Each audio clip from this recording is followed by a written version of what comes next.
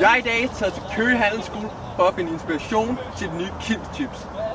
Oh boy, tjek de snacks ud. Det er crazy, fat og crispy.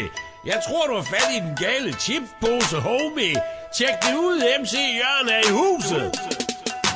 Beat, Bob og Lulla, det er fedt at være kendt som ham, der laver snacks med kun 5%. Så ryst jeres poser, der er flere af en slags. Vi har godt fedt ned, mens magen holder max.